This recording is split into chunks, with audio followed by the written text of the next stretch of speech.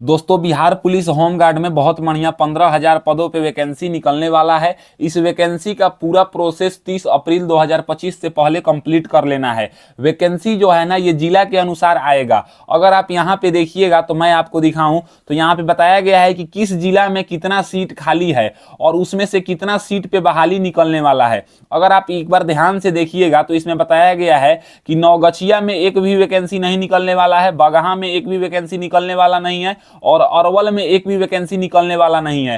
अरवल में थोड़े दिन पहले चौकीदार पद पे बहाली निकला था, इसलिए यहाँ पे बहाली नहीं आने वाला है। अगर हम बात करें तो यहाँ पे 200 होमगार्ड की जरूरत है, लेकिन ऑलरेडी जो है ना 300 होमगार्ड काम कर रहे हैं, जिसके चलते अरवल में वैकेंसी नहीं निकलेगा। और बगहा में और नौगछिया जो है ना ये बिहार पुलिस के अनुसार जिला है, लेकिन ये बिहार एडमिनिस्ट्रेशन के अनुसार जिला नहीं है, क्योंकि आपको पता होगा कि बिहार में 38 डिस्ट्रिक्ट हैं एडमिनिस्ट्रेशन के अनुसार से, लेकिन पुलिस बल के मुताबिक जो है ना इनको 40 जिला में काउंट किया जाता है। एक पश्चिमी चंपारण में बगहा जिला बढ़ जाता है और एक जो है ना नौगछिया जिला बढ़ जाता है। तो दोस्तों ये देखिए, ये तो हो गया हमारा वैकेंसी कि किस जिला में कितना वैकेंसी है। अगर हम इस वैकेंसी की बात करें तो यहाँ पे नोटिफिकेशन निकाल के ये बात बताया गया है कि 30 अप्रैल 2025 तक जो है ना इसका पूरा प्रोसेस समाप्त कर लेना है। अगर हम प्रोसेस की बात करें तो बताया गया है कि इसमें जो है ना सबसे पहले आपका बायोमेट्रिक होगा, उसके बाद यहाँ पे दौड़ होगा, हाई जंप होगा, लंबी कूद होगा, गोला फेंक होगा, यानी कि इसमें कहीं भी रिटर्न का जिक्र नहीं किया गया है।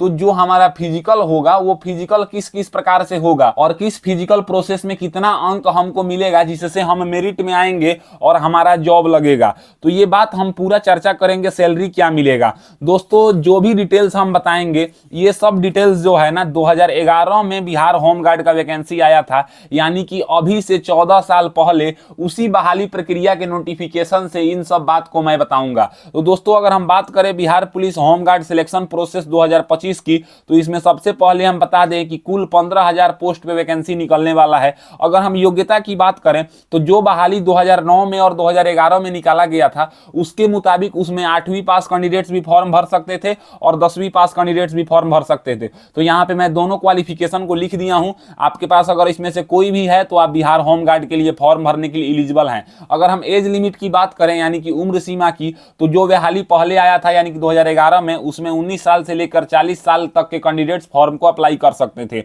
यहाँ पे अगर हम हाइट की बात करें तो जनरल कैटेगरी के लोग और ईडब्ल्यूएस कैटेगरी के लोग और बीसी कैटेगरी के लोगों के लिए हाइट 165 सेंटीमीटर मांगा गया है। ईबीसी के लिए और एससी के लिए, एसटी के लिए 160 सेंटीमीटर हाइट मांगा गया है। अगर हम ऊंचाई फीमेल की बात करें यानी कि हाइट फीमेल कैंडिडेट्स की बात करें 155 सेंटीमीटर फीमेल के लिए जो है ना यहाँ पे हाइट मांगा गया है। उसके बाद अगर हम सीना की बात करें यानी कि चेस्ट का, तो चेस्ट जो है वो चेस्ट मेजरमेंट केवल और केवल पुरुष कैंडिडेट्स का होता है, फीमेल कैंडिडेट्स का चेस्ट मेजरमेंट नहीं लिया जाता है। तो यहाँ पे अगर हम बात करें तो जनरल कैटेगरी का, बीसी का और ईबीसी का और ईडब्ल्यूएस का 81 सेंटीमीटर चेस्ट चाहिए बिना फुलाए।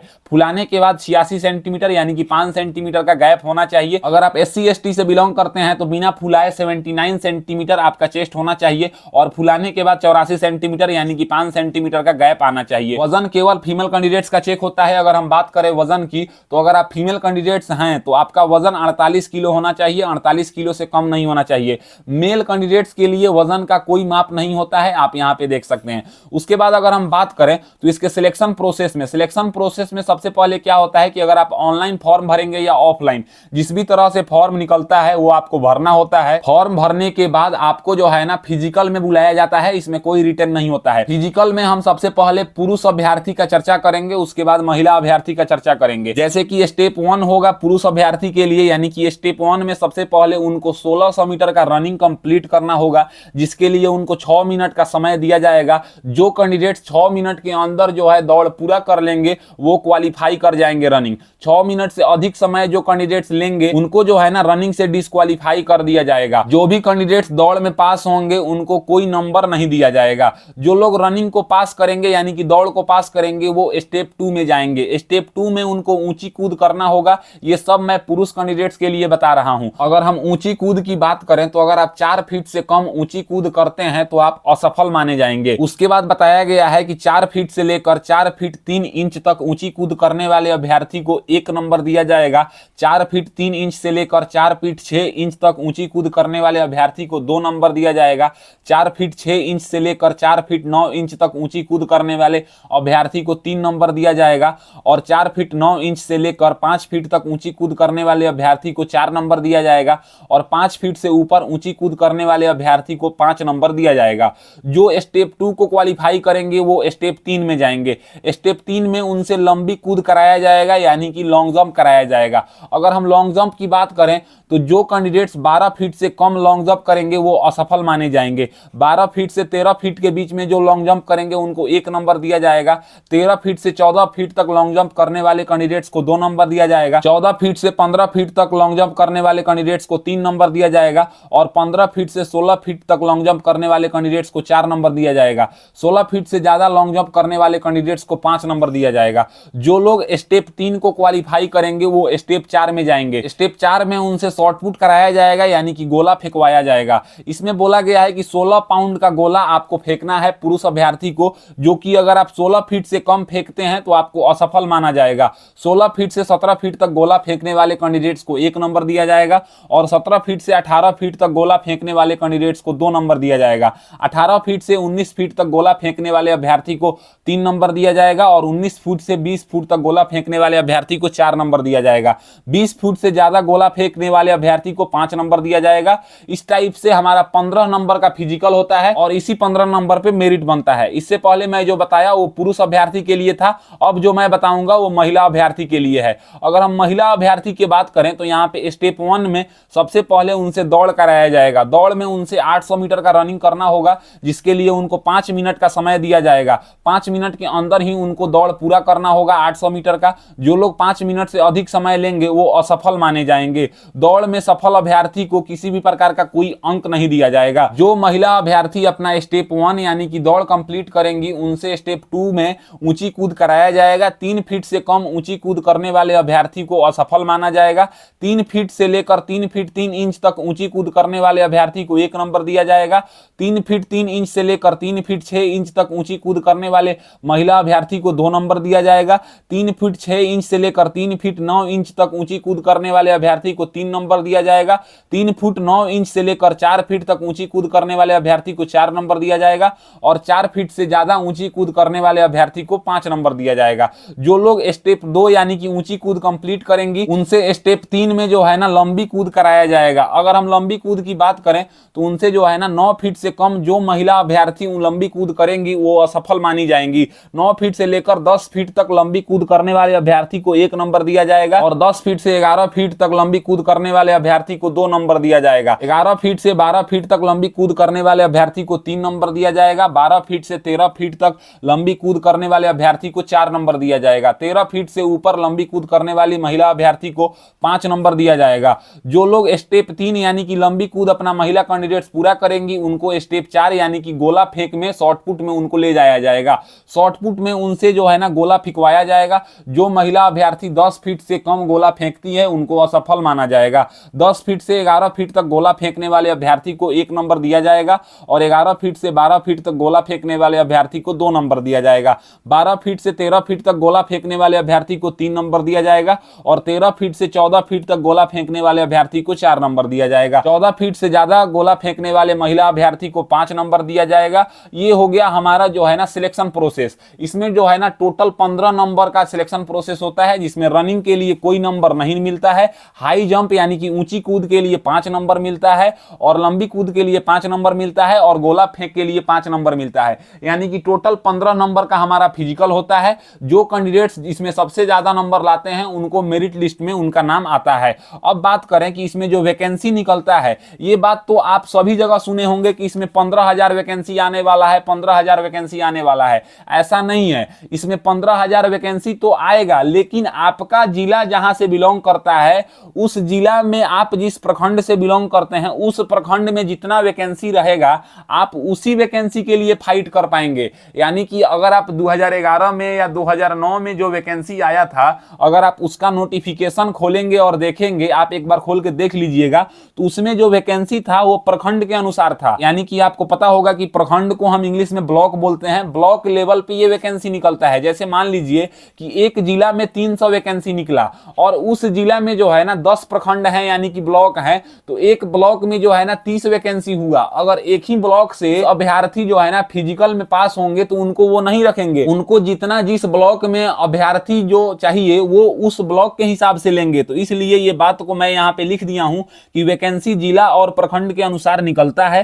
टोटल फिजिकल 15 नंबर का होता है, इसमें कोई लिखित परीक्षा नहीं होता है। सभी अभ्यर्थी अपने ब्लॉक के वैकेंसी में ही फाइट करेंगे, यानी कि आप दूसरे किसी के ब्लॉक से फाइट नहीं कर सकते हैं। जिला तो दूर की बात है, इसमें अदर स्टेट वाले फॉर्म को अप्लाई नहीं कर सकते हैं, अदर डिस्ट्रिक्ट वाले फॉर्म को अप्लाई नहीं कर सकते हैं। अगर पटना डिस्ट्रिक्ट का वैकेंसी निकला तो उसमें बेगूसराय के लोग, समस्तीपुर के लोग, मोतिहारी के लोग, बेतिया के लोग फॉर्म को अप्लाई नहीं कर सकते हैं। फिजिकल में अधिक अंक प्राप्त करने वाले अभ्यर्थी का उनके अपने ब्लॉक के अनुसार मेरिट लिस्ट आता है, यानी कि आप जिस ब्लॉक से बिलोंग करते हैं अगर उस ब्लॉक से आप मेरिट लायक कैंडिडेट्स होंगे तो ही मेरिट आएगा। उसके बाद यहाँ पे देखिए, इसमें कोई फिक्स सैलरी नहीं मिलता है, यानी कि जैसा कि आपको लगता होगा कि हम बिहार पुलिस का वर्दी पहन लेंगे तो हमको बिहार पुलिस जैसा जॉब मिल जाएगा और हम बिहार पुलिस जितना सैलरी ले लेंगे, तो ये बात गलत है। बिहार होमगार्ड जो होता है यह बिहार पुलिस का सहायक बल होता है, यानी कि जो काम बिहार पुलिस करता है वही काम होमगार्ड करता है, बशर्ते उनको क्या करना होता है ना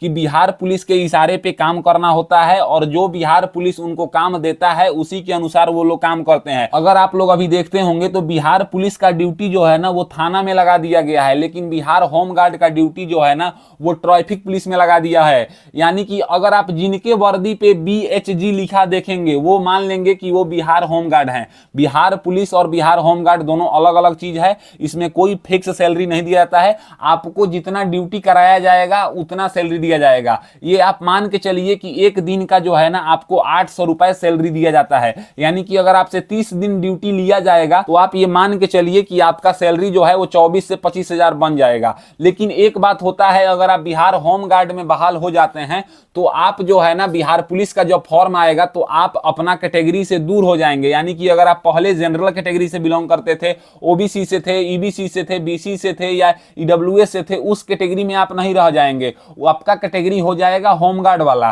तो उसके लिए आपका कट ऑफ अलग जाता है और बिहार होमगार्ड का कट ऑफ बहुत कम जाता है। अगर हम वैकेंसी की बात करें कि किस जिला में कितना वैकेंसी निकलने वाला है तो यहाँ पे आप देख सकते हैं कि पटना डिस्ट्रिक्ट में जो है ना 1479 पोस्ट पे बहाली आने वाला है। नालंदा डिस्ट्रिक्ट में जो है ना 812 पोस्ट पे बहाली आने वाला है। भोजपुर में जो है ना 511 पोस्ट पे बहाली आने वाला है। रोहतास में जो है ना 559 पोस्ट पे बहाली निकलने वाला है। बक्सर में जो है ना 312 पोस्ट पे बहाली निकलने वाला है। कैमूर या भभुआ में जो है ना 241 पोस्ट पे बहाली निकलने वाला है। उसके बाद आप देखिएगा गया में जो है ना यहाँ पे टोटल 909 पोस्ट पे बहाली निकलने वाला है। उसके बाद अगर हम बात करें तो अगला है हमारा नवादा में 361 पोस्ट पे बहाली निकलने वाला है। जहानाबाद में 317 पोस्ट पे बहाली निकलने वाला है।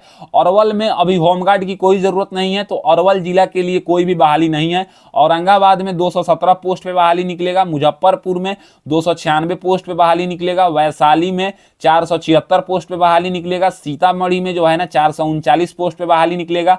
शिवहर में 78 पोस्ट पे बहाली निकलेगा। छपरा में 690 पोस्ट पे बहाली निकलेगा।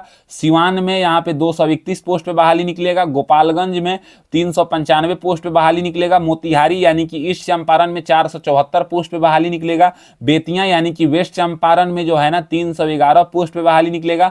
बगहा में कोई भी पोस्ट की जरूरत नहीं है तो यहाँ पे एक भी बहाली नहीं है। हालांकि बगहा वाले अपने वेस्ट चंपारण डिस्ट्रिक्ट यानी कि बेतिया से फॉर्म को अप्लाई कर सकते हैं। दरभंगा में 741 पोस्ट पे बहाली निकलेगा। समस्तीपुर में जो है ना 731 पोस्ट पे बहाली निकलेगा। मधुबनी में जो है ना 607 पोस्ट पे बहाली निकलेगा। पूर्णिया में 280 पोस्ट पे बहाली निकलेगा। कटिहार में जो है ना 484 पोस्ट पे बहाली निकलेगा। अररिया में जो है ना 122 पोस्ट पे बहाली निकलेगा। किशनगंज में जो है ना 280 पोस्ट पे बहाली निकलेगा। सहरसा में जो है ना 74 पोस्ट पे बहाली निकलेगा। सुपौल में जो है ना 144 पोस्ट पे बहाली निकलेगा।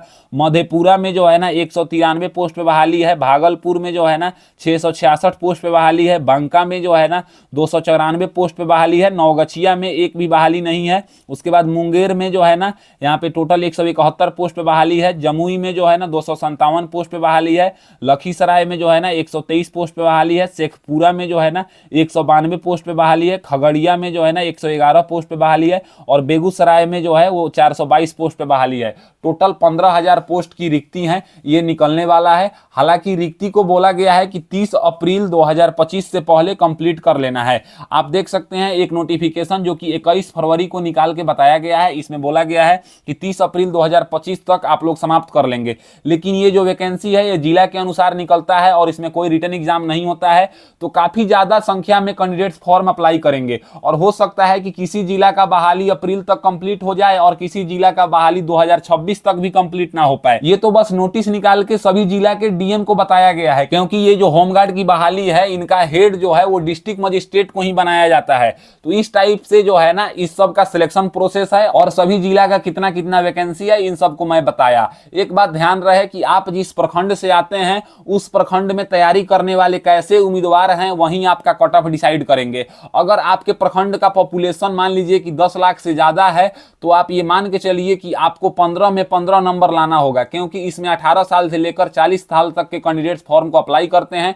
तो इसमें जो भी आर्मी वाले बंदे होंगे यानी कि जो बिहार पुलिस फिजिकल से छटे होंगे वो सभी कैंडिडेट्स आएंगे और इसमें दौड़ में कोई नंबर नहीं मिलता है। अगर कोई 5:55 में भी रनिंग निकालता है फिर भी वो 15 में 15 नंबर ला सकता है, कोई 4:55 में दौड़ निकालेगा फिर भी वो 15 में 15 नंबर ला सकता है। तो इन सब चीज को आप ध्यान में रखते हुए अगर आप अपना तैयारी छोड़ दिए हैं तो आप लोग तैयारी कीजिए, आपके पास बहुत बढ़िया अपॉर्चुनिटी है बिहार होमगार्ड में सर्विस देने का। तो अगर मेरी दी हुई जानकारी आपको पसंद आता है तो मेरे वीडियो को लाइक कीजिए एंड ऐसे ही इंफॉर्मेटिव वीडियो के लिए मेरे चैनल को सब्सक्राइब कीजिए। आज के लिए बस इतना ही, मैं आपसे विदा लेना चाहूंगा। तब तक आप लोग देखते रहिए मेरा यूट्यूब चैनल फॉर्म फिलअप की नॉलेज। जय हिंद, जय भारत।